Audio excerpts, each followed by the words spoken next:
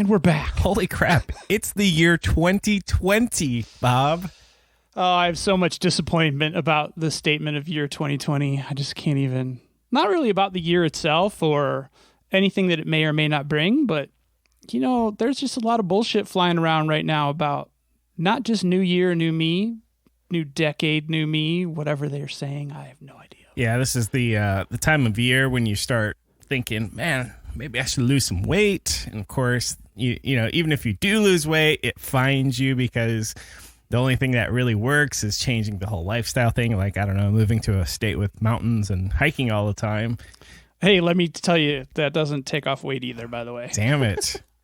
Well, that stinks. So according to Back to the Future 2 in 1989, in the year 2015, not only will the Cubs win the World Series, which was almost accurate, it was off by like 1 year, but we'd be flying around in our automobiles, Bob. Are we there yet? Well, it depends what you call flying around. Hey, so yeah. We have some autonomous features and functionality in some of our vehicles. We even kind of have hovery skateboardy things. Yeah. Not really, though. I don't know. So it's been a few weeks since we've had a pod. We've had a few holidays. Today, as I saw on the internet, is the Monday-ist Thursday of the entire year, and it certainly felt that way. This whole holiday break has been the shittiest shitty of anything. You could just fill in the blank. Monday, Tuesday, Wednesday. Bleh. Did you acquire or partake in anything especially notable over the holidays? I had 2 of my 3 kids home, so that was kind of cool. Would have been nice to be 3 for 3. Didn't really get any tech-related gifts. We're really minimizing the whole Christmas thing.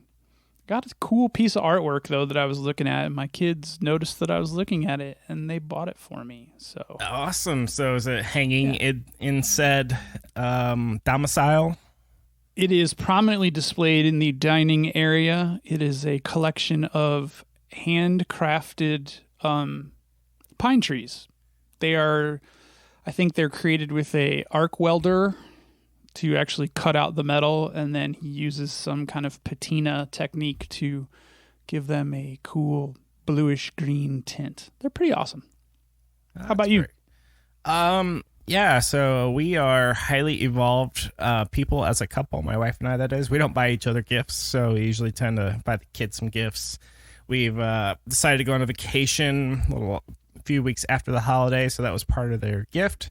And then the fun thing I got to play with over the last week or so is a vinyl cutter that was not a part of Christmas. It was just one of those things sitting in a box that nobody I can't believe you had one of those and no one was using it. That's crazy. Well, my wife's very into scrapbooking, and she actually bought it for herself. And then once I learned we had said thing in our possession, boom, started using it. And I've already made some stickers and tried screen printing with making it a laser cut stencil.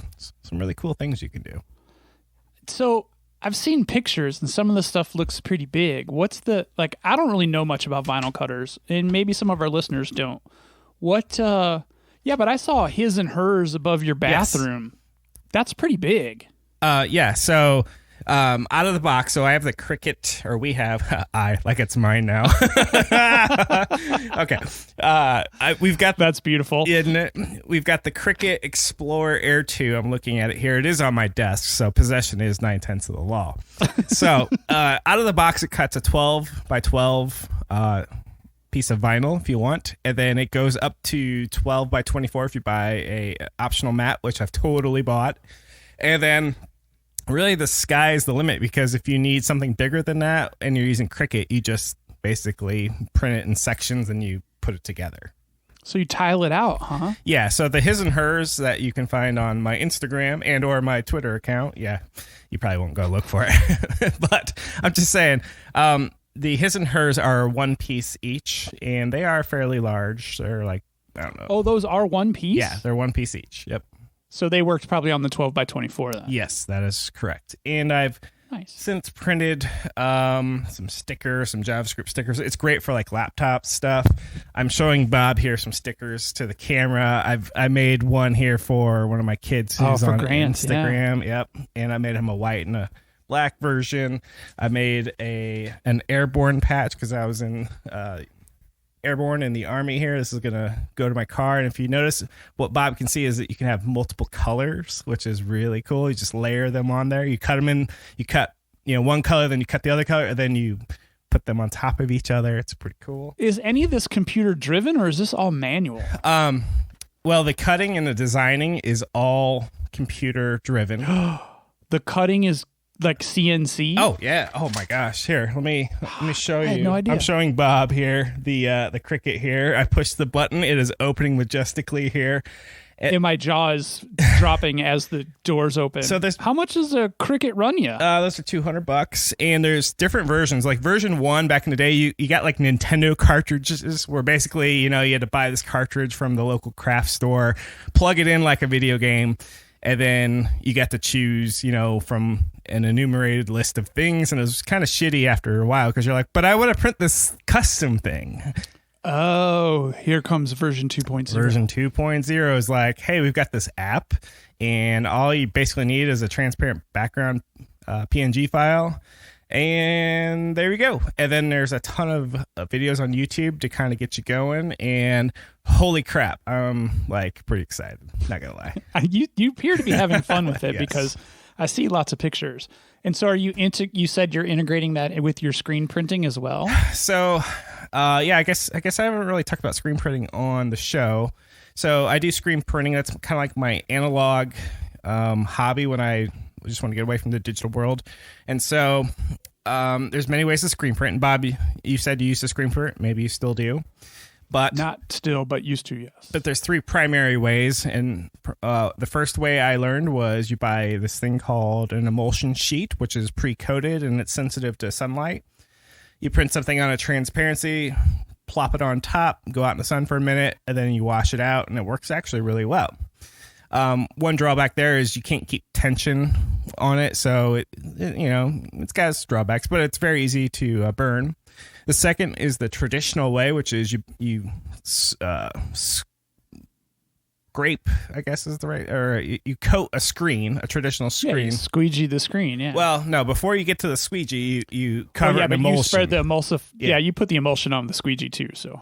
Well, the thing I've got. It's called a scoop coater. So you scoop coat it, and then that's like and then slosh it around. You've got to do it in a dark room. So I've had to put together a makeshift dark room from the house. I had to buy red lights and everything.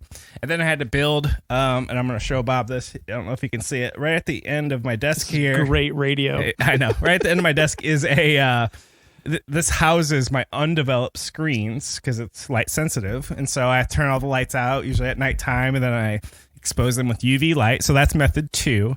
And method 3, to bring it back to the Cricut, is to vinyl cut something and then just apply it right to the screen. But you do it in reverse, and you put it on the bottom side, and then you just squeegee it through. Now, I think that's brilliant. Now, each way actually has their pros and cons. You'd think that the vinyl cut way is like, well, why wouldn't you always do that? It's just less mess, easy. The drawback is if you have very fine detail, the vinyl cutter isn't the best solution for that. Really? Yes. You'll want to go traditional emulsion with the UV light or the first method. Did I see that you did our logo as a vinyl cut as well? I did, and that turned out really freaking well. So if you want like a car sticker, oh, that's great. Yes. Oh shit, yeah. Did you remake the audio waves, or was that right from the logo file? That is right from the audio file. I did not remake anything. Damn, that did look good. Actually, if anyone's interested in checking that out, did you share that on the show Twitter? I have no idea anymore. We have so many accounts, both personal and professional podcasting accounts, that it's really hard to keep track of them all. Super professional podcasting accounts. So before we get into the meat of the show, this is kind of like a little transitional thing. Speaking of the show social media, one of the show New Year's resolutions that I've made for myself is to try to be more engaged in the marketing of the show. So I want to share with listeners, since we're less than 10 minutes in and maybe most of you are still here, our primary platform appears to be, looking back at the 2019 stats, Spotify. So if you are on Spotify, please, I think they have a follow button, and using that follow button actually subscribes you to the podcast, but then also helps Spotify's algorithm determine where to show our podcast is recommended to some folks that may not have heard us in the past couple years. So if you could do that, that'd be very helpful. That's a great resolution. I have traditionally stayed away from resolutions, but I did give myself some. So a little more personal info about me. I am a arms dealer of Lego. So God, you scared the shit out of me for a second. No, I buy, sell Lego, and that's kind of a finicky thing because you just got to pick out the right ones, and you basically turn around and keep them for a while, and you sell them. But what I learned with that experience is, wow, it is really awesome to make money while you sleep. And I've tried 6 ways from Sunday to make money in software, like in open source projects, making this little library. That is a tough business. So selling freaking Legos has made me like 1 million times more money than any software gig I've tried to do on the side. Just putting that out there. So the problem with Lego is well, eventually you run out of the good stuff. So I've been into woodworking / screen printing for the last 4, 5, 6 months. And that's where my future efforts are going to continue. And I'm going to open up an Etsy store, and I'm going to sell a bunch of woodworking stuff.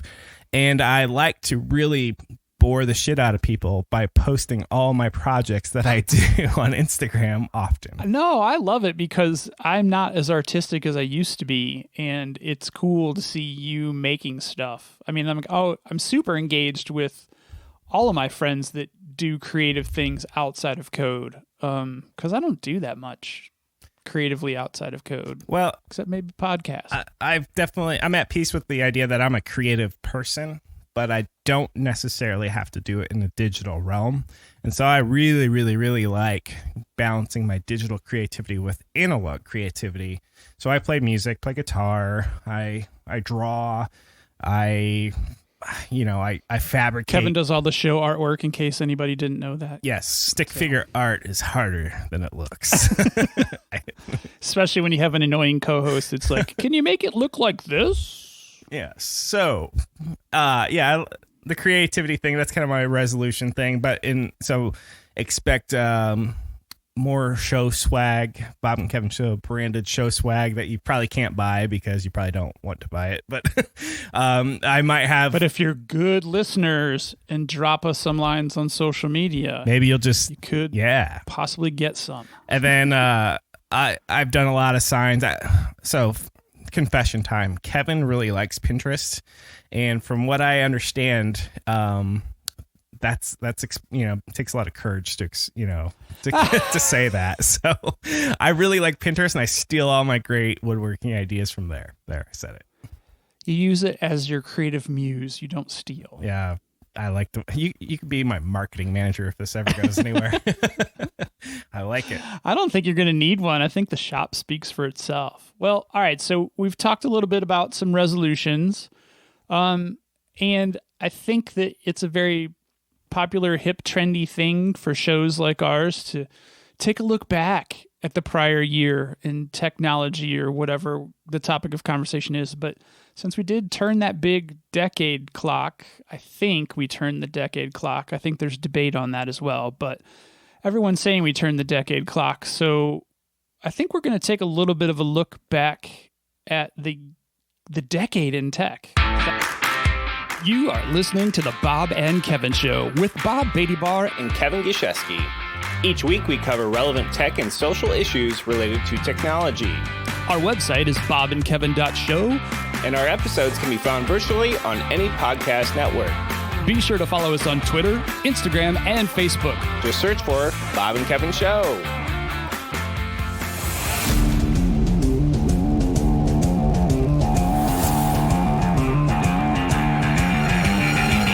Yeah, so the other day, I think we agreed upon some ground rules on what should we freaking talk about in our New Year's episode. And you didn't follow any of the ground rules. Oh, we'll see. So the rules were that we had to come up with the 10 best and 10 worst things and or releases or objects tech related in the last decade, right? That was kind of the right rules. Yeah, and a little glimpse behind the curtain for those of you who listen. We've probably mentioned this before. This show is not highly scripted at all. And when we do come up with topics like this, we don't share. Like, our conversations during the day get very awkward because we want to talk about this stuff, but we can't. So I have no idea what Kevin's top 10 and top 10 lists are, and he has no idea what mine are. But I'm actually pretty excited to see if there's any overlap at all. And which would be even the most entertaining is if I have something on the good list and he has it on the bad, or vice versa. It's like the naughty and nice list here. So, yes. So where do we want to start? Let's just. So I did rank mine. Did you rank yours? I don't know how heavy my rankings are. Mine are ranked in descending order from 10 to 1. Okay. I have 2 honorable mentions in each category. All right, very good. Let's just give me your 10th best technology of the 2010s. Well, should I do my honorable mentions first because they're outside the top 10? No. Give me the. Oh, we're going to close out with those after we get to the number one? Yes. So we're doing the positive ones first? Let's go back and forth. So we'll do a best one and a worst one, and then so on and so forth. All right, so this one is going to be my number 10 of the most positive things in tech from the last decade. For me, I said the rise of music subscription services and the end of the CD and digital piracy era. Because, full disclosure, I used to sometimes stumble across music that I didn't own prior to the 2010s. That's interesting because are you including, or maybe you don't want to tell me, streaming video as well in this? This is specifically to music. Okay. So I was kind of looking at personal things as well as like big industry. So streaming is huge, and it's such a strange concept to no longer have a tangible piece of music like an album, if you will. Does an album even exist anymore? Yeah, actually, really cool hipsters will release their albums on vinyl. Very limited release, although it has been increasing in popularity again. But this has been a very big conversation in our house over the holidays, too, with the digital music. Because nobody actually owns the music anymore. So David, for the most part. David Neal, also known as @ReverentGeek, he was on one of the early Bob and Kevin show YouTube editions. He tweeted the other day, he's like, hey, CDs, it's kind of like an offline version of Spotify. And I just laughed my ass off. But it's not, though, because a CD doesn't know what you want to hear next. There's no algorithm, right? There's no algorithm on a disc. Okay. No. Well, you can burn your own playlist, so I guess there's some in there. I know, but think about it. So we went through that evolution where you had a bunch of CDs that you purchased at the store. Then you digitized those CDs, and then you took those CDs and made your own mix CDs. So think about how much waste we've, I don't know, not prevented, but ceased to create because of this movement. Or did we just move it because now everything's streamed and you have to create the energy to move the bits each and every time? Yeah, but the internet was going to do that anyway. But it didn't need to do this. Pick a song over and over and over and over and over and over again, and it never downloads. Anyway. That's what bandwidth is about. All right, so let me throw... So that was my number 10. What was yours? My number 10 best thing was the iPad/smartphone. So I realize that's a very broad category. I like where you're going with that, though, because phones have basically become iPads lately. Well, the iPad was released in 2010, and full disclosure, I made a lot of fun of it at the time because I'm like, this is stupid. This will never work. It has no keyboard. Oh, my gosh. Why would you do that? There's no apps. Why would you do that? I was wrong. I'm raising my hand for the camera here. I was wrong. And then smartphones themselves, I worked at a wireless carrier, a Verizon wireless carrier, and I was a part of the retail side of moving a bunch of smartphones to the public. So I realized the iPhone was invented in 2007, but I really don't think it took off until Android was released, which was in that neighborhood. I'd have to have the intern that we don't have and we can't afford to look that up. But I do remember at the time, BlackBerry happened to be king, right? Hey. Oh, God. You're going to laugh so hard. This is the best radio ever. God, I can't wait. Keep going. Well, I was just going to mention whatever happened to hard QWERTY keyboards on the phones. Well, they lost to the soft screen. So what do you think? Well, I think that's a great number 10 for the positives. Do you want to hear my number 10 for the negatives? Lay it on me. Listeners at home, this is not scripted. My number 10 for some of the downside things, I guess this actually could be spun as a positive. People who should not have been making phones like Facebook, Amazon, BlackBerry, and Windows Phone. Those are all really bad smartphones of the 2010s. Well, allow me to split hairs. BlackBerry was the jam. So if you wanted corporate email on your phone, BlackBerry was it. I mean, even President Obama was like, give me my Crackberry. It was, but very early on in the 2010s, BlackBerry was already in the throes of like the death throes, the last twitches of life, where they came out with their tablet. I can't even remember what they called it, but it was, they were trying to revive their smartphone presence, and they just couldn't do it. I totally missed. Bye-bye. I totally missed Windows Phone, but I wouldn't say I missed it or do miss it. BlackBerry, I think they tried to come out with a soft screen again. Bob's holding up his apparently vintage Windows phone. I was showing my Windows 8.1 phone that I still have because it runs like a beast. So Facebook, did they actually have a smartphone? So Facebook was toying with the idea of a smartphone, and what they did instead of making the hardware, they came out with basically a flavor of Android that they tried to distribute on pre-made devices. And like a lot of Facebook things, it didn't do well. While we're talking Facebook, a quick reminder that my particular version of Android cannot uninstall Facebook. I can only disable it. Thanks, Mark, because I didn't need that 300 meg of space on my phone anyway, right? Jerk. I'm going to make a quick prediction here that Facebook is going to come up in this conversation more than once. Can I do my number 10 then? Hell yeah. Okay. Number 10, worst thing. Of the bad things. Of the bad, yes. Yeah, bad things. Facebook acquires Instagram in 2012. Wow, that was way at number 10 for you? Well, wow.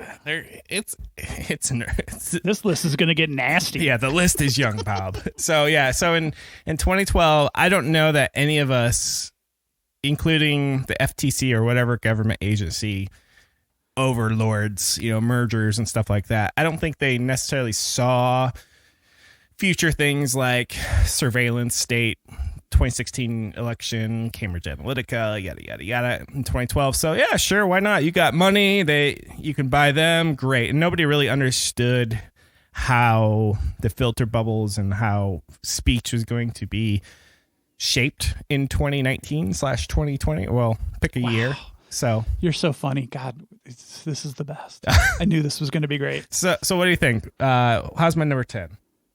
That's very interesting that's your number 10 because you kind of bit off a lot there. So I'm very curious to hear what 9 through 1 are for the bads. Well, yeah, I may have tipped my hand a little bit, but let's go with your number 9. What's your number 9 best thing?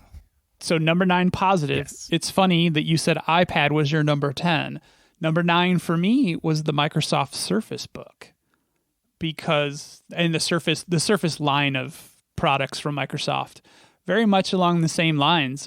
Full functional computing with detachable screens and still very powerful graphics processing and overall CPU, not just the GPU. So I love my Surface Book. I have one personally and one professionally. The thoughts and opinions of Bob and Kevin of the Bob and Kevin Show are exclusively the thoughts of Bob and Kevin and not the thoughts of their employers. Past, present, and probably not future. And they're talking about getting new machines at work. Luckily, we've already run the disclaimer. If not, I'll drop it in here as well. But I don't want a new one. I don't want a new machine. I like my Surface Book. Wow. So Microsoft, for as much as they struggle I feel like in various consumer-based hardwares and softwares, Windows 10 and Surface line were pretty big in the 2010s for me, I think. So I've never had a Surface, but here's what grinds my gears with Microsoft Surface. Before the Microsoft Surface that you're talking about debuted, Microsoft had another Surface. Do you remember that at all? Well, I think they have I would guess they don't call it the plain vanilla, but they do have just the Surface period, and it, has a type cover and Nope. What That's was not the where other I'm going. Surface? So in 2011, I went to Indianapolis, Indiana, to the Gen Con board game convention. Yes, nerd alert. Right. So we need nerd alert drop it. Right. So back then, Microsoft had a product called Surface, but it was a table that was, so think of the screen as the tabletop, and you can put things on it, and it would, like capacitive touch, it would know what's on it, and then it was really cool, but they totally went away from that. So yeah, I wish they would bring that back. Maybe they'll bring it back. Maybe. All right. Are you ready? So that was my number 9 positive. So your number 9 positive is Azure AWS / cloud. Cloud, all the things. Now, this is cloud computing. Cloud computing, right. And this is very near and dear to my daily professional life, because one of the worst things that I can imagine as a web developer is on-premise hosting. On one hand, you're like, I have control of the box, I can do whatever. But with AWS and Azure, there's this concept of serverless, which, by the way, it's still a real server. Right. It's in a box still. It's terrible naming when they say serverless. Explaining it to non-tech people. Oh, so there's no server. No, there is a server. It's just virtualized. Anyway, I digress. So, but it's really changed my day-to-day job. It's really enabled this thing called DevOps and automation. And it's really changed the landscape of everyone, because what it does is it lowers the bar. It exposes CDNs to Joe developer, Jane developer. It does all these things. So you mentioned earlier music streaming. I humbly think that the cloud revolution helped enable the streaming revolution. What do you think? Oh, I think so much of that is dead on. Physical boxes don't really, I'm sure they exist. I'm sure there's tons of them out there still, but yeah, that platform, the whole idea of that distributed computing that is easily accessible, and the front end that they've given all that stuff with the front end tool, so it's not all command line stuff. Yeah, it's pretty amazing. Yeah, and AWS started because they basically had an internal need, and then they just said, hey, wouldn't it be cool if we just sold some of our capacity? I don't know if Azure has a similar history, but I thought that is some of the best ways to create a business, which is solve a real problem and then see if you can make it generic and or abstracted, if you will. So that was mine. What you got? So we're on. So it's my number 9 bad one, right? Yes. Okay. So I kind of went off the beaten path a little bit on this one. This is kind of more of a pet peeve than anything else. So my number 9 is bad Kickstarter tech launches. And the one that really comes to mind from the 2010s is the coolest cooler, which was the cooler that was just trying to be way too many things than just a cooler. I think it had streamable music. It had multiple USB chargers, speakers on board. It had everything. Swiss Army knife for a cooler, right? Yeah, but for a fucking cooler. So I think that paved the way for a bunch of people to be like, hey, I know this crazy thing that's a bunch of things taped to other things, and let's start a Kickstarter for it. And that got really annoying. So full disclosure, I think in 2013 or 14, I was part of a Kickstarter campaign, totally failed. But that reminds me, because this isn't on any of my list, I'm glad you brought this one up, because Patreon, Kickstarter, Indiegogo, GoFundMe, those are ones just off the top of my head.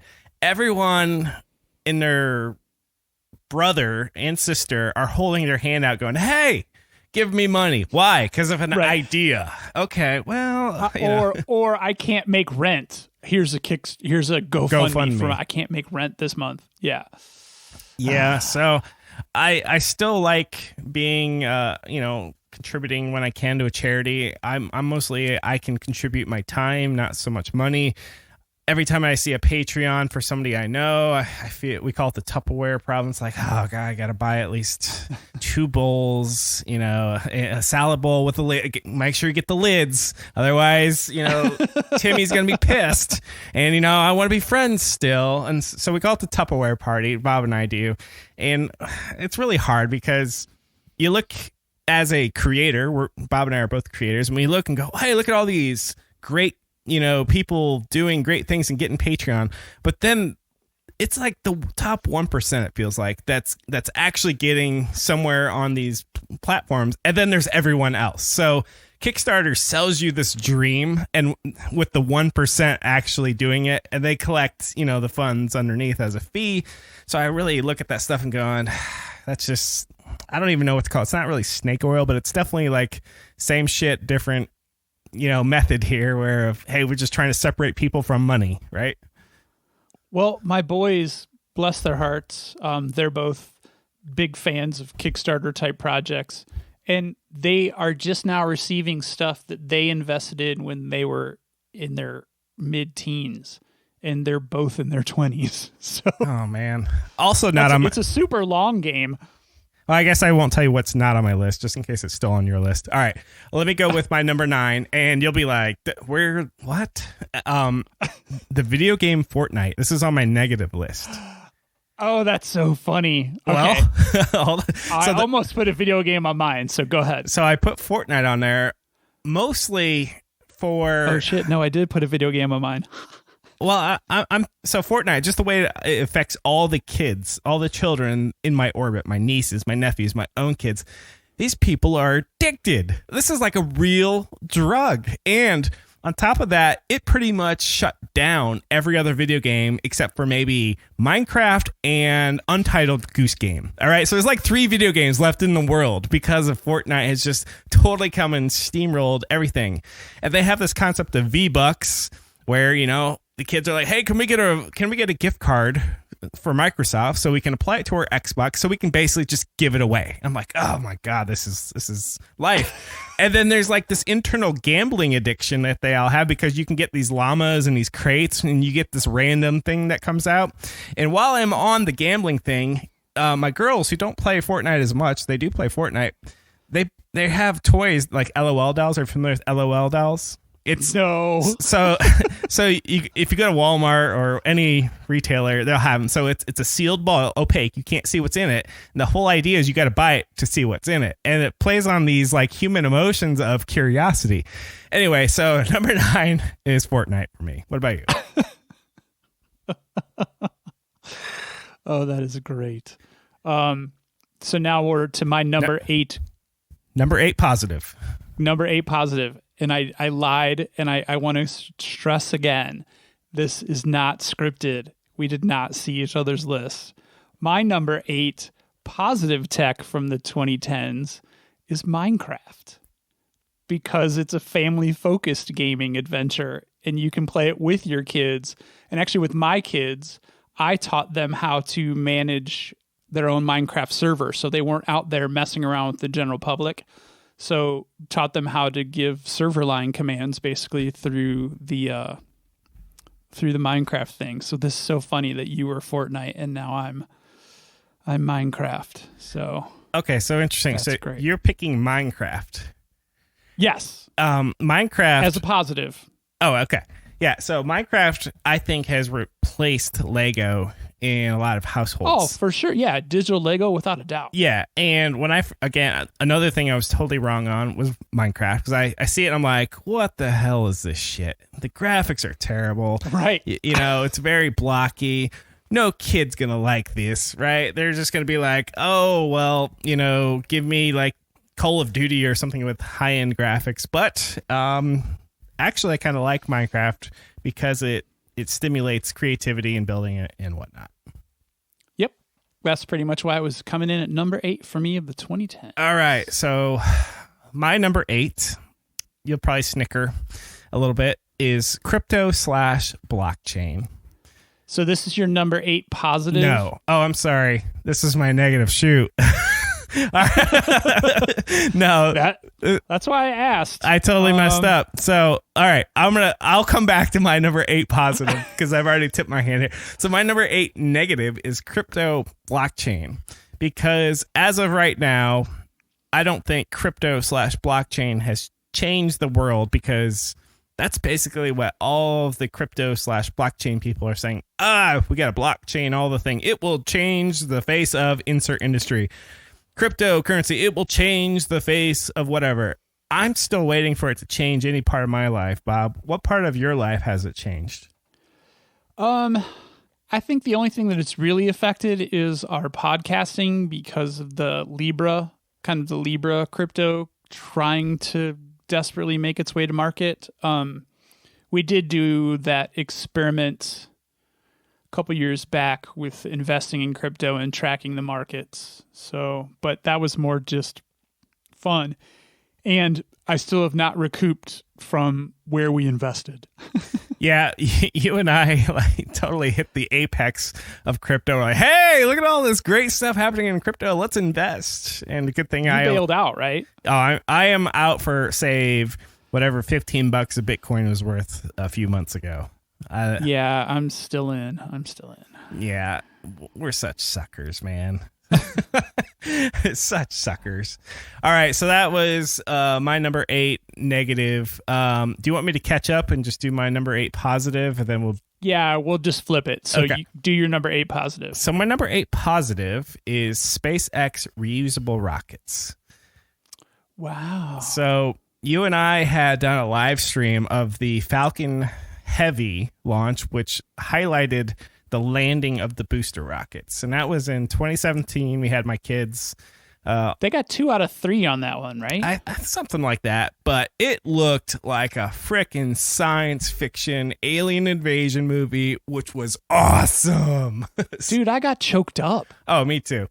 And to this day, every time they stick the landing, which is, I think, pretty much every time now. It's regular now, yeah. That's awesome. I think one of the rockets that went up recently was like its 4th or 5th flight, and that's got to save money somewhere. And I've heard a lot of people say, it won't be financially feasible still. You just got to throw those away and start over. But I think they're starting to prove that wrong. What do you think?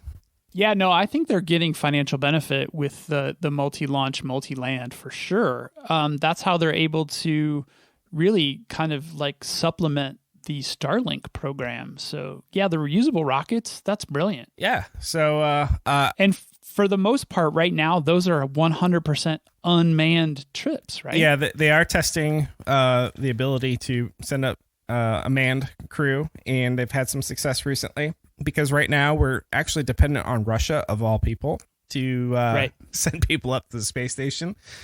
And I will be in Florida in a couple months and trying to catch a Falcon 9 launch for the Starlink program, but that's about like threading a needle at this point.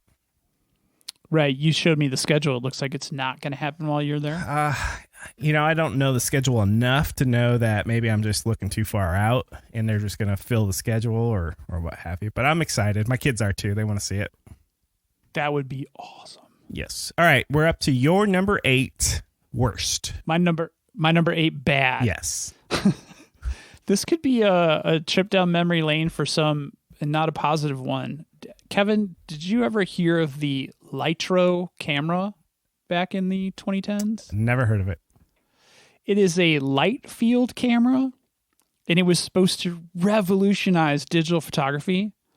And it looked like a rectangular tube, but what the camera did, it was supposed to capture the infinity of the light that created an image.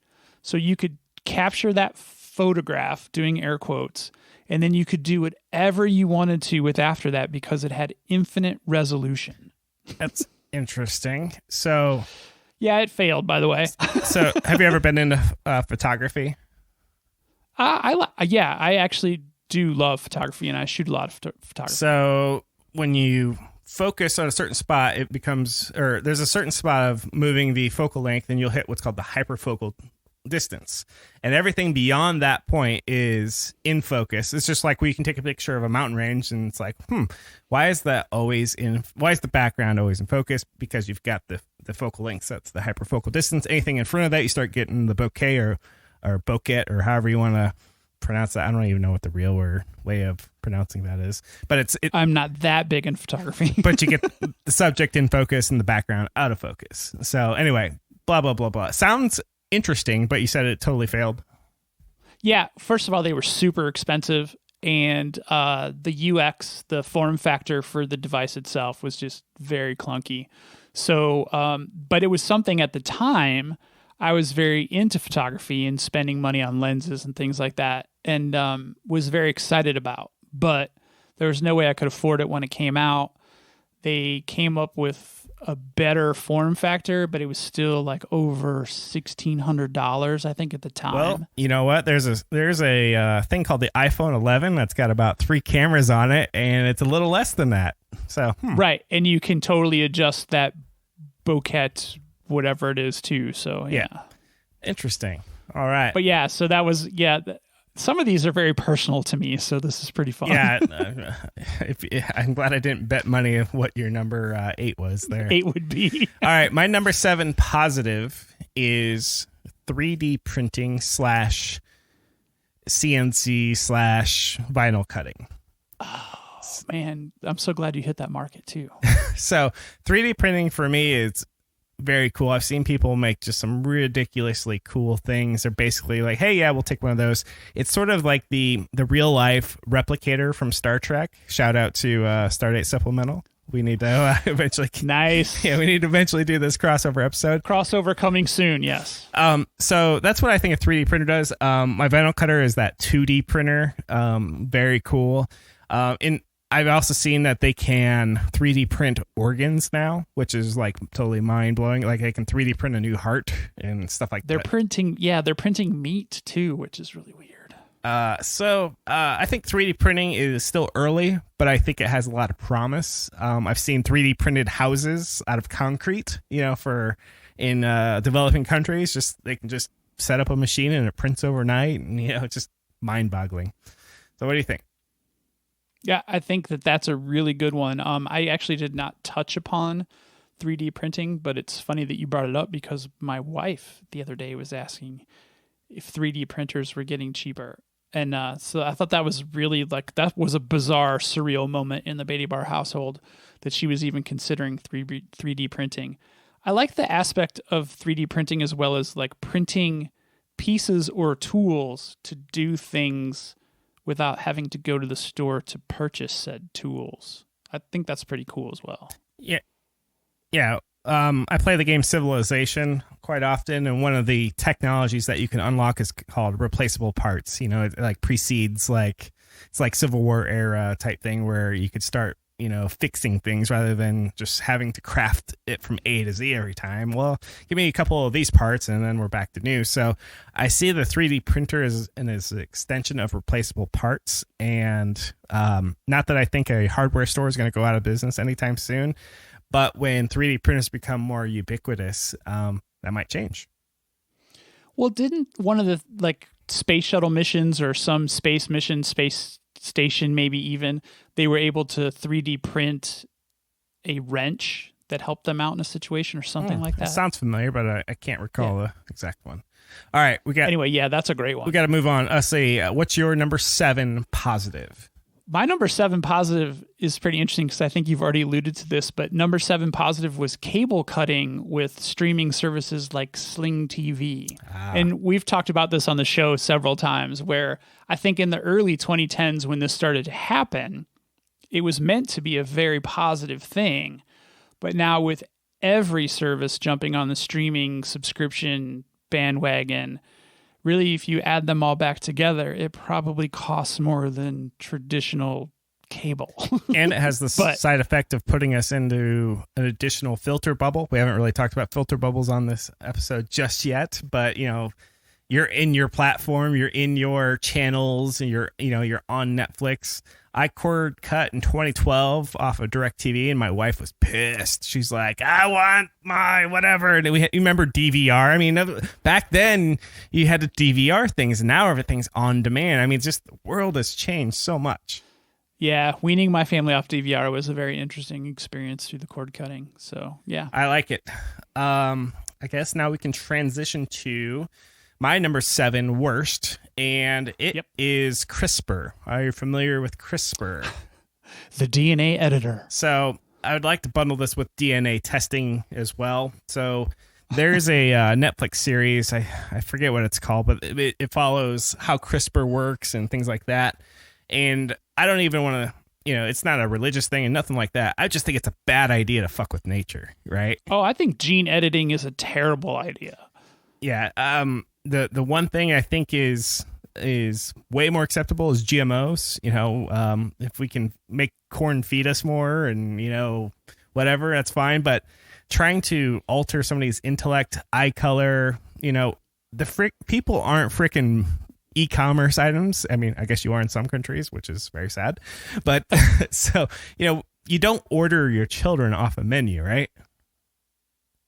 Yeah, and I really can't imagine society where you would. I mean, that's definitely a Black Mirror episode for sure. Well, I mean, I could definitely, to play antagonistic to myself, people would say, well, but Kevin, we can eliminate cancer. We can eliminate whatever. But you and I are coders. What happens when we fix bugs, Bob? New bugs happen. Thank you. You may have solved cancer, but you're going to create God knows what. Literally, would be the only one who knows what. And maybe that wipes us all out. Period. Done. Right. It's End just story. a cascade of. It's just it's a cascade of bad consequences. Yeah. So, all right. Well, so I think the pendulum has now swung. It's your number 6 good. No, I think we're on my 7 bad. Yeah, you're right. See, it's a good thing. We should call. Good thing we're calling this out because I can't even count to 10 apparently. That's okay. My number 7 bad is Google in perpetual beta throughout the 2010s. Oh my God. And then the ultimate bait and switch where free services no longer were free services. That one's pretty self-explanatory. I think we hate all the big tech giants with equal disregard. So. Are you familiar with the website killedbygoogle.com? I'm pretty sure we brought it up when we were talking about all the companies that were in alpha. So I actually brought this up just for this episode, and I did not know 2 things on here are actually already scheduled for the X. Number 1 is AngularJS V1. That is no longer supported as of 1 year from now. So in 1 year, if you're using Angular 1 dot whatever, and I realize that's very nerdy and very specific to coding, and I'm trying not to go down specific things here, but AngularJS is an older but super popular thing that we used to code also in. super stable. Yes, absolutely. I don't know why they fucked with it at all. Well, reasons, right? Then here's the one that I was like, what? Are you kidding me? Google Hangouts is being killed. I did hear that they were sundowning that, but I think they're just giving it a different name, to be honest. Yeah, apparently it's going to be called, I don't even see it here. It's going to be part of the G Suite. So maybe it's just, they're just not making direct money on it because people just use Hangouts for random garden variety shit, and that probably costs money, right? Right, and they want to bring it into G Suite because G Suite is now one of their paid things. Yeah, so that's got another 12 months according to Killed by Google. But Killed by Google is kind of a fun website because it's a lot of scrolling, a lot of vertical scrolling of holy shit. All of that is now dead. And while the layperson could probably care less than we do, but Bob and I, when we're asked to integrate with Service X, I don't know about you, Bob, but when it's owned by Google, I go, oh, well, how long do we even have left with whatever this is? Right. It's a total question mark for sure. I hate it. And you mentioned Google Maps. They totally did a bait and switch on that. I'm trying to get Google out of my life, if you will. I'm actually using DuckDuckGo a lot more. And if you do a search on DuckDuckGo and directions, it's actually powered by Apple Maps, which is kind of an interesting twist on things. Oh, boy. Apparently, I don't know if I like that. Well, I haven't really used Apple Maps. I heard it was really bad, and I've made improvements, and I'm no Apple defender. I think they bought Waze. One of them bought Waze. Google or did. Apple did. Google did. Okay, Google did. Okay. Yep, that was unceremoniously explained to me the other day when I was like, why is Google Maps and Waze so similar? Whatever ignorant thing I said. Okay, so you're number 6 positive. That's what we're up to. And then I know this is going to be real nerdy, so I'll try to keep it light for the general listener. GitHub takes the number 1 spot over the decade to become the go-to place to dump your source code. Now, I think that's a good one. Now, why does that matter? Well, I can tell you, prior to the 2010s, source control was very optional. And a lot of people may say, yeah, right, not where we work. But let me tell you, I worked a lot of places, and it was copy paste, and you do Control C, Control V. That's your backup. And it said, it just put the little numbers that Windows does, 1, 2, 3 as you Control C, Control V. So GitHub really changed it. There was a bunch of competitors, and there still are, Subversion, whatnot. And then Microsoft bought them. So that was kind of a big deal, and that happened recently. And why does this matter? Well, GitHub's very known for open source. And basically, the open source revolution, I'm going to try to put that in here as well, is a big deal for both programmers and non-programmers. Why is it important for non-programmers? Because the programmers can bring you things that they couldn't before. What do you think? Yeah, and I think it's a great learning tool opportunity for developers and non-developers alike. If you're interested in getting into code, GitHub being basically the open source, realm, you can just pick up a lot of great. I'm sure you can pick up a lot of garbage too, but there's a lot of good stuff out there. So, okay, where does that leave us? Which list are you on? I can't even remember now. That was your number 6 positive, yes, so it's time for my number 6 positive, and I think this one will be brief. I think Slack is my number 6 positive, and its ability to kind of almost fulfill the Facebook mission of bringing people together without necessarily all the ads and bullshit stuff that I'm sure we'll talk about a little later. So yeah, Slack is my number 6. Good. So when I worked at the first agency I worked at, we were an early adopter of Slack. So Slack was created in 2012. We started using it in 2013. And at the time, it's like, yeah, this is cool. But I thought it was just yet another thing that, was out there. But it's really changed things because it's dead simple. It's web-based. It pretty much killed off things, and you'll probably laugh, AOL Instant Messenger, Yahoo Messenger. Remember? I mean, you'd had to have all of those installed because depending on who you want to talk to, right? Yes. Do you remember that one that pooled them all together? Oh, I can't think of the name of it now. But there was like a universal chat app that you basically registered all your other accounts through, and you could use it. Damn it, I can't remember what it was called. It sounds sketchy. It probably stores your password, Yeah, somewhere. There was all kinds of shitty stuff with that, but it was a Trillion Pro. I loved Trillion. All right. So let's see. So now we're back to the bad, right? Okay. So my number 6, and this is going to be a little specific, but Oracle sued Google because of Android. The APIs, and there was and that's still being litigated, and it's for like billions of dollars, and Oracle has won the initial judgment and Google's appealing. But the real trouble with this isn't the money that's changing hands, because you and I would not see it anyway. It doesn't have anything to do with us, but it set the precedent that the API signatures, I believe, is, and I could have this totally wrong, but the API signatures, think of the interfaces as copyrightable, not the implementation, but just having a method named void save or something like that. Yeah, see, that's crap. That's like, I don't know. That's like trademarking toilet paper. Yeah. So speaking of frivolous patents, that should maybe I put that in. Maybe that's the overarching theme here. Somebody tried to claim that the shopping cart was their patented invention. And in fact, I believe they actually got the patent, and Newegg contested it because this guy was like, hey, Newegg, and if you're not familiar with Newegg, they're like a computer retailer. You owe us a bunch of money because you have a shopping cart. Completely like, what a sec. You can't patent the mouse click. The shopping cart is obvious. So patent trolls and whatnot, I just hate that kind of stuff. So let me put that in there too. What do you think? I think that's great. There's so many shitty things that apparently happened in the 2010s. And we're only halfway done. So my number 6 is going to be super quick because we've already touched on it. My number 6 of the not so great tech would be the crypto craze. Bitcoin was pre-2010, but Ethereum kind of brought wallet, online trading, all that kind of good stuff to the forefront because it was something other than just Bitcoin. It's a mess. So that's a good one. Yeah. I'll just quickly transition to my number 5 positive, and I'll just throw it out there as the gig economy. So if you're god damn you.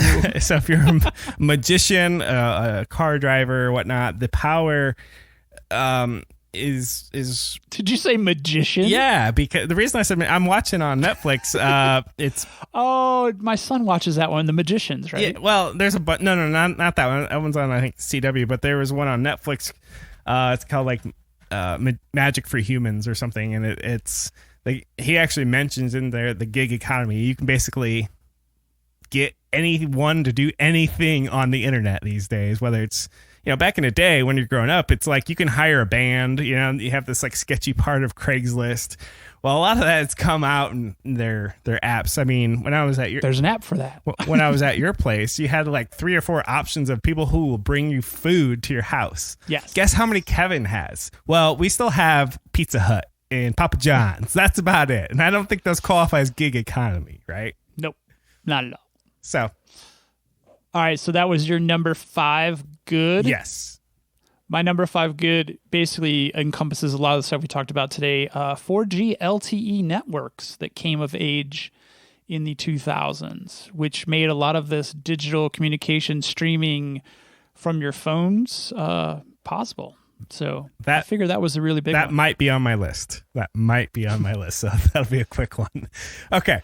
So 4G definitely did change it, and I'm patiently freaking waiting for 5G because while sometimes I will use my 4G hotspot to do work and or do a podcast with you, 5G is where I think I need to be for the whole house because I don't think my 4G phone's going to handle that. So melt it. Yes. So that's a good one. All right. Moving along here. Number 5 bad. Number 5 bad. Net neutrality. So, ooh, good one. Net neutrality for the lay person is a topic that came up a couple years ago. Basically, the current administration, FCC head said, you know what? No longer are these protections in place. What protections were they, you say, Kevin? Well, what they are is, let's say your internet provider wanted to slow down your Netflix because you're doing a lot of binge watching or whatever.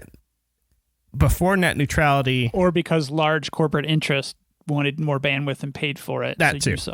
So net neutrality protected us, but those rules got rescinded, and now it is possible that you can be throttled unless you pay to play, right?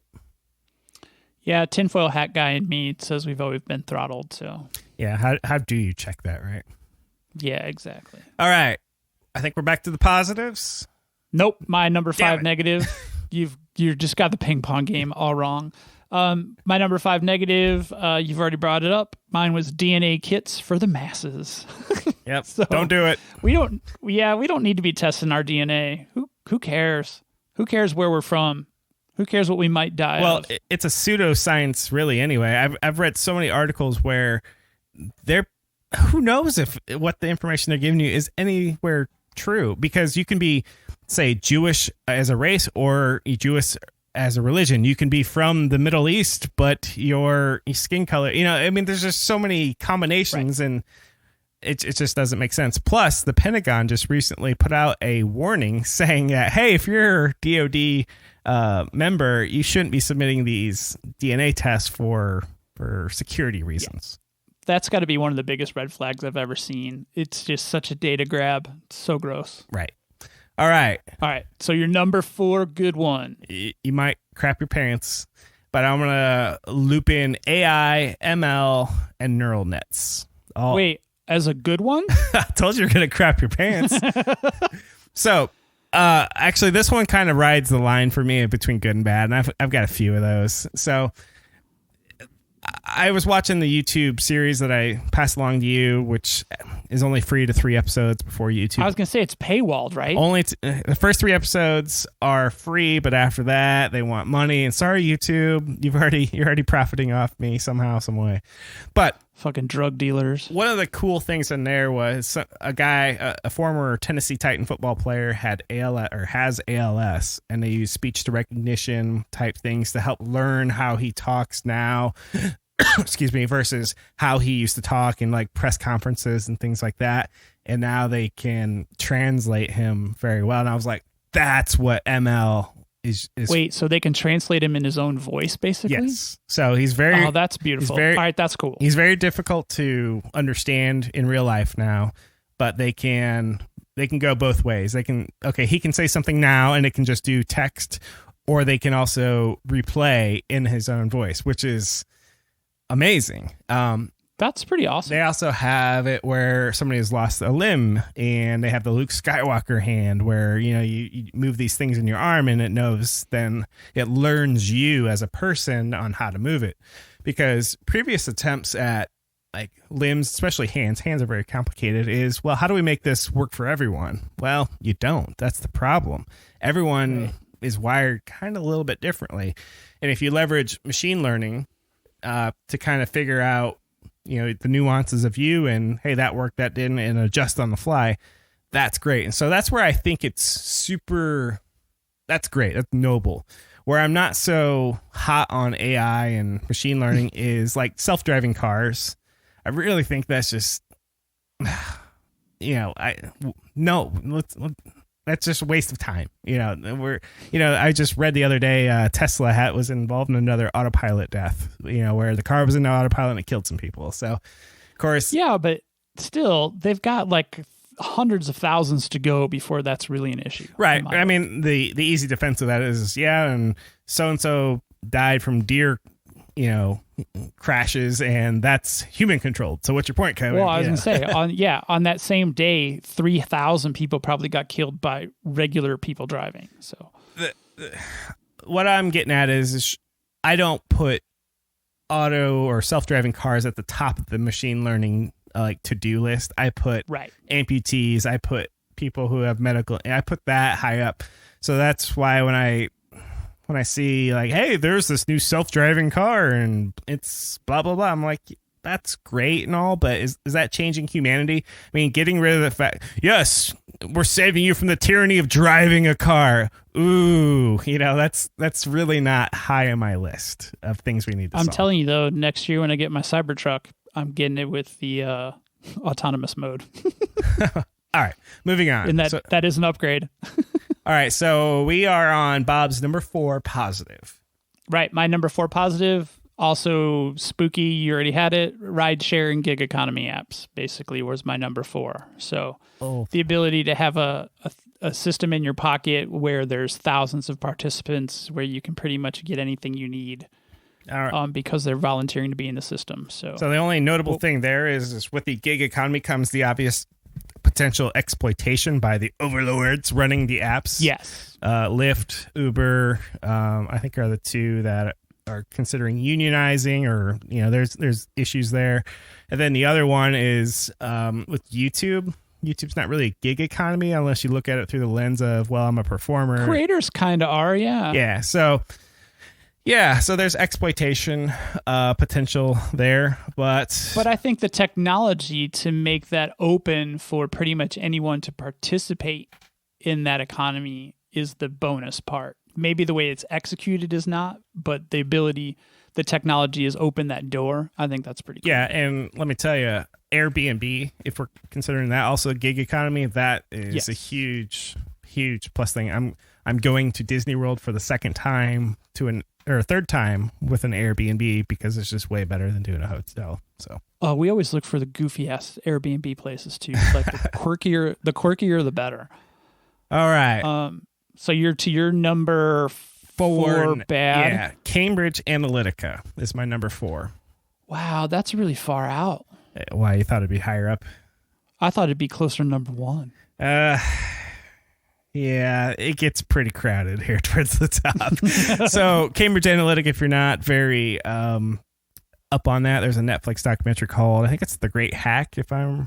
We did an episode on it. We did an episode on it, and basically we're all suckers, and it will be a component of one of my... a component of two of my top 3 negatives here in a bit. But Cambridge Analytica basically exposed how much data is the new oil. I'm channeling my inner Bob.it bar right there. That's his... Data is the new oil. That is trademark. That's right. So I'll just leave it there. I don't have time to explain Cambridge Analytica. I don't think you would disagree, would you? Maybe you want it higher? No, not at all. No, my it's actually higher up on my list, but I don't disagree at all. My number 4 bad is an old guy rant. It's Instagram, Snapchat, and TikTok. I just can't keep up with all this shit anymore. Like, I was a very active technology dad and introduced my kids to Facebook and Twitter and kind of introduced them to Instagram, and then Snapchat and TikTok all kind of blossomed on the scene in the 2010s. And I just can't keep up with all the different interfaces and what's the expectation, how the content's supposed to be formulated and delivered.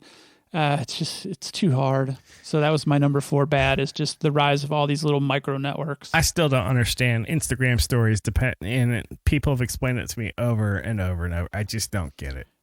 I consume them pretty regularly because I think they're a good platform for consumption, but to have to make an Instagram story, I struggle.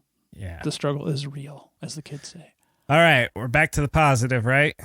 Number 3 positive for you, Kevin. Number 3. Actually, this one's a mixed bag too, but it's, and you'll be like, oh, I guess that is a thing. Hashtags and the like button. So that's a continuation of my old guy rant. Yeah. So hashtag, you would think that non-tech users getting them to use hashtag would be really difficult, but humans seem to know how to use hashtags nowadays. And the like button, while its positive is it's a quick feedback, what I don't like about it is the ambiguity of not pushing the button. Does that mean people don't like the post, or does that mean people haven't seen the post? And that ambiguity is by design, right? Where it's like, well, it's not that people don't like it, Kevin. Maybe they didn't see it or whatever. What do you think? Yeah. Well, yeah, I think that not seeing it, especially with all the stupid algorithms that these different networks have, I think that's a big possibility. I'm always perplexed by someone will post something that, especially on Twitter, actually Instagram too. So they'll post something that is actually kind of sad and not positive, but you want to show that you support them somehow. But your only option is to like the fact that they put something really sad there. Yeah. So I do like that Facebook has a little bit more wider range of things.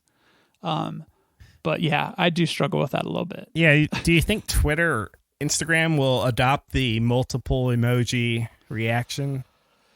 I don't know. Would Facebook come out and say against Twitter, like, no, we've patented that? Ooh.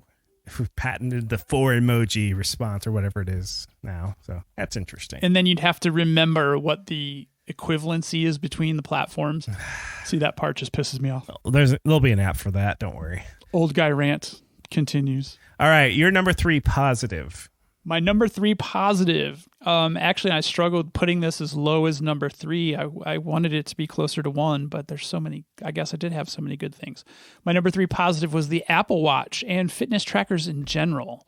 Apple Watch kind of came to the largest prominence early in the 2010s with that whole scheme and the connectivity.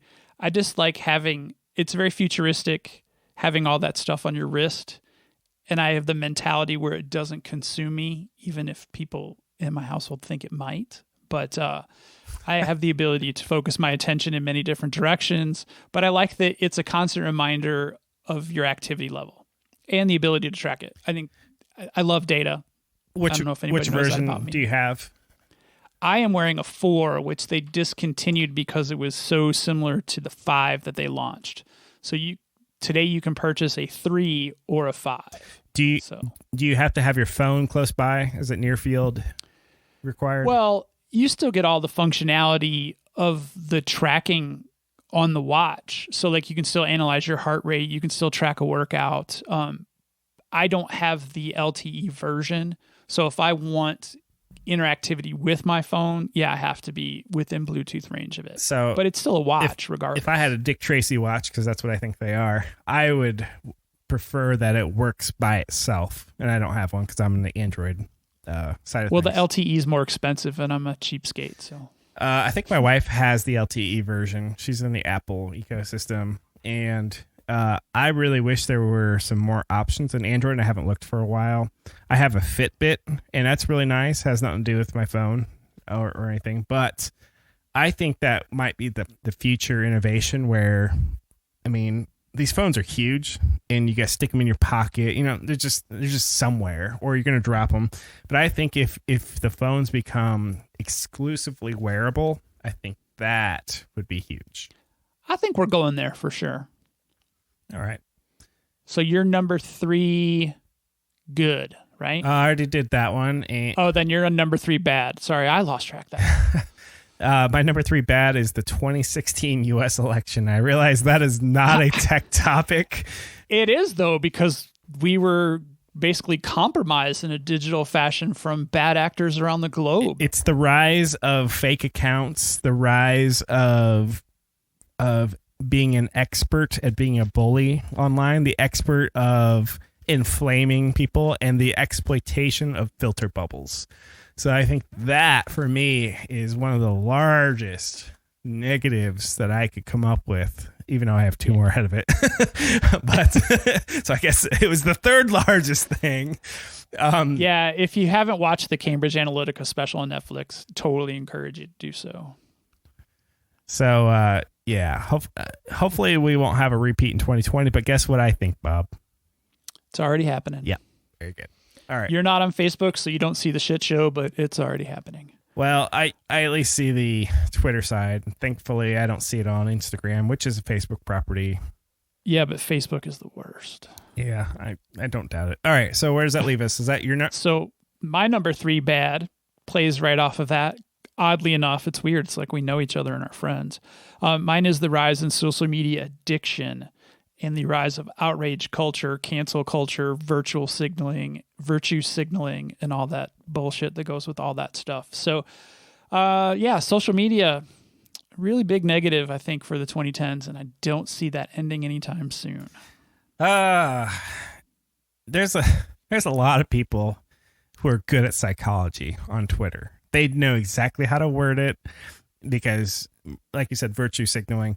I'm going to write this in a way that it'll make me sound superior to everyone else and somehow, gain sympathy or empathy from everyone. It's just like this negativity to propel yourself forward. And people are very good at it. Yeah, or we all should be doing X, Y, and Z, but if you dig into the profile of the person who posted that, they don't do anywhere near X, Y, and Z. And another problem is the fake accounts thing.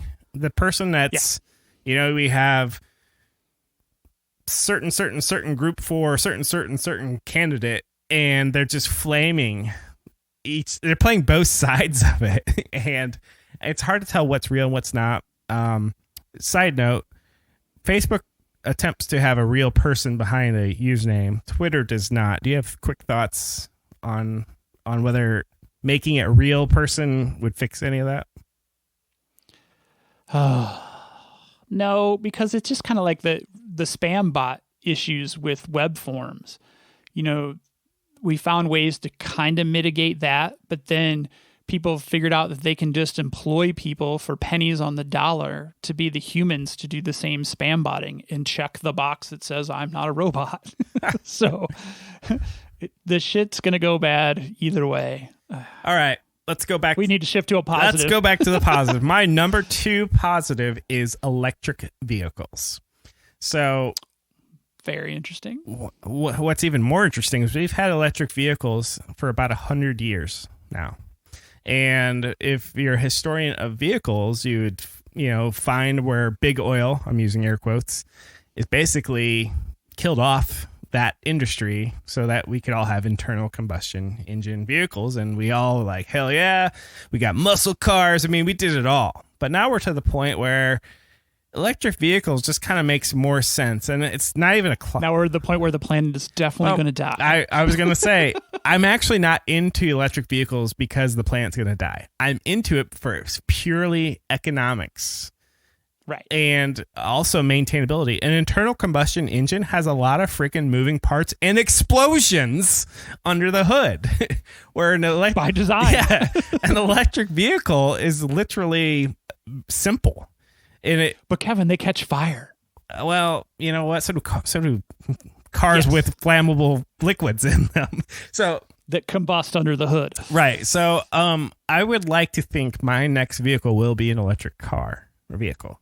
But that's a bold statement. However, the reason I'm in a hybrid right now. I'm telling you, Cybertruck is on my list. What I really wish for the future, though, is the infrastructure, because big oil had to solve their distribution problem too.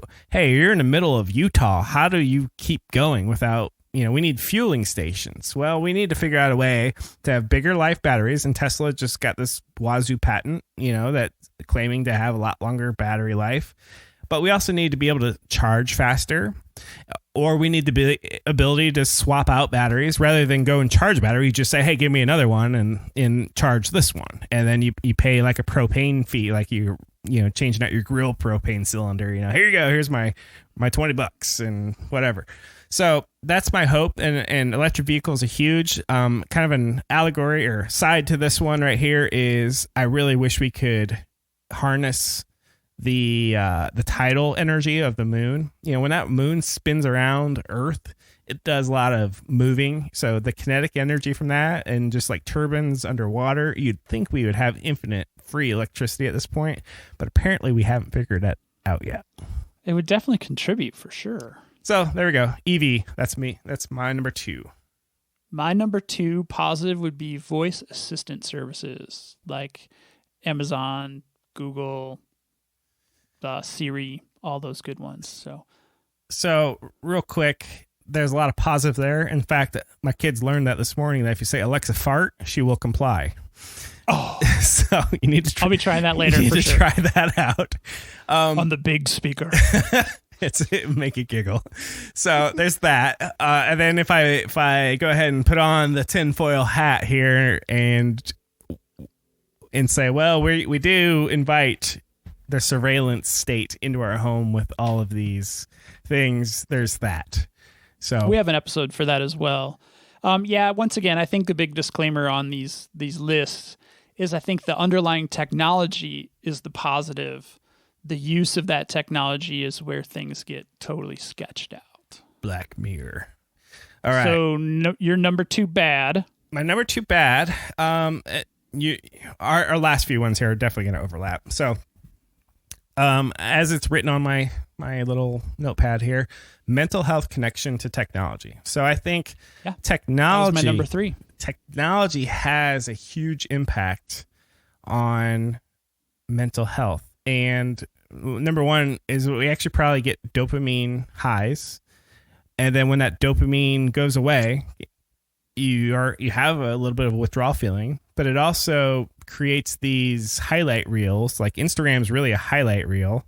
Let's see, the idea that you do or don't get likes. I was talking to a school teacher recently, and she's like, it's actually become a problem where people get her students are getting social anxiety because they'll post something and get no reactions. Right. Or we are now in a world where, are you cool? I don't know. How many followers do you have? Do you have the new iPhone? It's like, man, when I was growing up, it was, can you catch a football? How tall are you? But now it's, what do you possess? What's your status symbols? What's your social network look like? And holy crap, I've seen a lot of people, and I really praise them for doing it. And they're like, hey, I need to take a break from social media. It's, it's getting too much. I just need to take a break. I'll see you next week, or I really don't like it when they pick a date. Come back when you're ready. But the giant dick in me though says that's virtue signaling as well. Don't you wish you were as strong as I am, that I can take a break from social media? All right, that's fair. That's totally fair. You don't have to announce it there. How about that? Right. Yeah. Okay. Just do it and be quiet about it. Yes. Do you think there's a podcast version of virtue signaling? And did you just do it, Bob? I'm just asking for a friend. Yeah. I'm teasing. I do it all the time. I'll admit it. So mental health is something I've always struggled with. And technology sort of exploits those flaws sometimes. And it sucks. All right, back to you, Bob. What's your number 2 shitty thing? My number 2 bad thing, we've already touched on this, apps to collect data. In the culmination for now is that whole the Cambridge Analytics thing, or Cambridge Analytica. So basically coming out with apps that are viral in nature, but basically designed to help create that 3D avatar, that data avatar of, citizens around the globe. So that's my number 2. That's just shitty. It took me a while to figure out that, oh, wait a second. How do you... The original way of funding a free app is to have it ad supported. And if you didn't want it ad supported, the opposite of that was to pay for it. Well, pick an arbitrary time, some mid 2000 data mining 2010s. Facebook now incentivizes your free apps to monetize that way. So you have a menu of things that could happen. You could have an app that is ad supported only, app that is not ad supported, but it's Facebook supported because they're shoveling all your stuff over the fence to Facebook, or you could have both. And then the third thing there's like 3 and 4 here. The third thing you can have is you pay for it and they still send it off to Facebook. Right. And that's the ones still steal your data. And that's the ones that really piss me off. Especially Amazon. It's like, wait a second. I'm a Prime member. I'm paying you $120 a year, and you still have these fucking third-party cookies that say, hey, would you like to buy that whatever? No, I don't. And when I do, I'll come back or I'll buy it where the fuck I want. Okay. But here, take this music as a trade. Take these videos as a trade. Oh my gosh. So I want to finish on a good note. So we're going to double down and do the bad ones, our number 1 bad ones, and then we'll go over to our number 1 good ones. How's that sound? Okay, well, I'll make it real easy on mine. My number 1 bad one was air quotes surveillance state. So it's basically what we just talked about, where the culmination. It's the weaponizing, and let's just call it for what it is, the theft of your person, your persona, the theft of your persona. And the real problem, and DAH, David Heinemeier Hansen, whatever, sorry, I can't pronounce your name right. The Ruby on Rails guy was just tweeting recently that, we know it's bad, but why do we still do it? And I'll tell you why. Because there's so many hands in the cookie jar right now that it's become normalized. It's normal to steal data. And once it becomes normalized, go ahead and try to swim against that current, because you're going to have clients that say, well, I want that too because the competitor's doing this. Why can't we do this, Kevin? You and your principles. Why should you restrict me? Because I'm losing an economic advantage here, because over here they're getting all this great data from Facebook. Have you finished Silicon Valley yet? I haven't yet. Oh, keep that in mind as you watch. Okay. Maybe I'm just in tune, or the writers are in tune with the way I think. It's funny because it's true. So my number 1 is Facebook in general. But the question I wanted to ask you was, do you think, so we've gone through this top 10 list almost in its entirety for good and bad. Do you think that the combination of all those good and bad things that we've kind of highlighted today actually contribute to both of our number 1s, that surveillance state that's such a negative? Yes. Okay. It's terrible radio. Have one word answer. Yes. No, but I think that's really what it boils down to. I mean, we've covered a lot of ground. So yeah. All right, so let's move to our number 1 positives. Yeah. Let's close it out on our number 1 positive notes. Do you want to go first? Do you want to go second? I'll let you decide. I'll go first, and it's really easy. My number 1 is actually on your list, and you may be surprised how high it is, but mine's actually the 4G LTE infrastructure. Well, and I debated on that too, because obviously that 4G LTE made most of the stuff that we've talked about in everyone's pockets. It's the enabler of everything else. That's a good one. I totally appreciate that. I fanboyed a little bit for number 1. Basically, my number 1 tech positive for the 2010s is Elon Musk. Everything that fine young gentleman has done, from Tesla to SpaceX to the Boring Company, you name it. Even the fucking flamethrower. I'm a giant fan. Eating that shit up, aren't you? I am. I think that, the world needs great minds like his.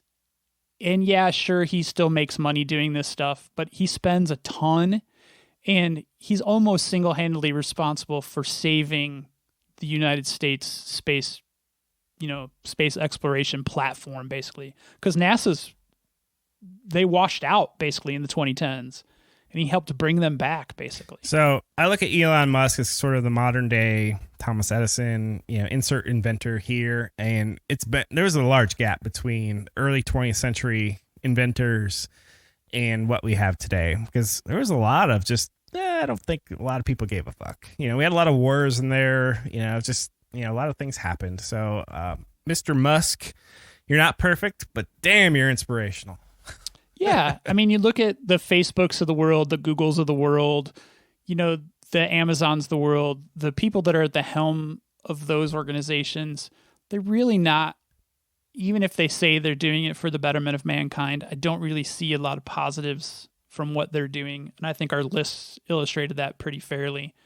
And I do feel like he's got a little bit of at least a for the betterment of mankind backbone. So I would like to point out this is probably going to be the longest podcast to date that we've ever done. And it's close. It's definitely close. Well, you're going to give your honorable mentions, and then I actually have a list too. So, oh Jesus. Okay, so really quickly, because I know that we are pushing the envelope for length here. My honorable mentions from a negative standpoint, and I think you'll appreciate one of them. Movie Pass is definitely one of my negative honorable mentions. I had such potential too. I did, but it was dumb. And then the Xbox and the Xbox Connect. I bought one in the early 2010s, and I think that the games totaled a number of in the handfuls, and it just was not great. It's kind of like the light gun for the original Nintendo with Duck Hunt. They had 4 games. I would still play Duck Hunt though. Yeah, fair enough. All right, and then I have positive honorable mentions as well. Give it. The commitment to teaching kids how to code in the 2010s. I feel like that was a really big movement with things like Lego Mindstorms and Scratch. So I think that was a good one. And then the Xbox. So I slammed Xbox for the negative, but their adaptive controller that they came out with in the late 2010s, the commitment to inclusion in the consumer hardware world, which, unless you're building appliances for the differently abled, there's really not much going on in the gaming world for that. So I thought that was pretty cool. Have you actually seen the television commercials for those controllers? Oh, God, they make me bawl my face off. I was going to say the same thing. I'm like, man, they're freaking touching as hell. All right. Yes, they are. All right, so I'm going to go through a little differently, if you don't mind. I've almost got a timeline, just walk down memory lane of things. So in 2011, we had the first Chromebooks. In 2012, we had the first Raspberry Pi. In 2012, that almost made my list too. In 2012, we had Windows 8 with the start button fiasco. That sucked. Alexa fart. All right. Apple Watch was introduced in 2014. Also in 2014, we had the first 8-core Intel i7. Is she farting? I hear something. She did. Okay. She did. In 2015, we skipped Windows 9 and went right for Windows 10. Also in 2015, the AlphaGo event, which we covered somewhat in our great AI debate, I do believe, or at least we had a I think we even talked about it in the last episode. Yeah. I think we talked about it last episode too. So that has definitely some talking points around it. I'm gonna go backwards a little bit. 2010 was when 4G LTE was released. Uber 2011, Slack 2012, we did cover that. Fortnite was released, I believe, in 2017-ish. Wow. Yeah, it felt closer. And then 2017 also, SpaceX landed their first reusable rockets. And then in 2012, kind of going sciencey here, the Higgs boson was first discovered at the CERN Super Collider in Europe. Oh, man, I thought they did that in Batavia. Damn. Do you want to guess when the Amazon Echo first debuted? 15. Yes, correct. 2019 saw the first Starlink items go up. Oculus Rift, Pokemon Go, Boston Dynamics robots, drones, Siri, and self-driving cars were all a part of this crazy-ass decade. And then one thing that we'll probably talk about in the future, in 2019, Google achieved quantum supremacy. Bob, do you even know what the fuck that means? I had to look it up. I think they were the first one to actually develop true quantum computing, right? They are, but quantum supremacy allegedly means means that this computer can do with a quantum computer that no traditional computer can do, as in if you use the regular modern day computer to figure... It could never complete the task. Right. It would just take a crazy amount of time. So... infinity amount of time. Exactly. And then, I did forget the most important one that trumps all of this technology. The Bob and Kevin Show started in 2017. Ooh, nice. I thought you liked that one. Well, I can't think of a better way to close it out than that, can you? I cannot. This was a good one. Also the longest one, maybe. Yes. So if you made it to the end, find us on social media. Have a great week, and we're back on a regular schedule. Hey, have you ever wondered how you can get in touch with us at the Bob and Kevin Show? Well, first, you can try us via email at comments@bobandkevinshow.com. Or are you more into social? If so, you can find us on Twitter at Bob and Kevin Show. Or on Instagram as Bob.Kevin Show. That's Bob, the letter N, Kevin Show. And if you're still on Facebook, you can even find us at facebook.com/Bob and Kevin Show. And for the serious business fans, you can even find us on LinkedIn at linkedin.com/company/the-Bob-Kevin-Show. How's that for a handle? Let's connect.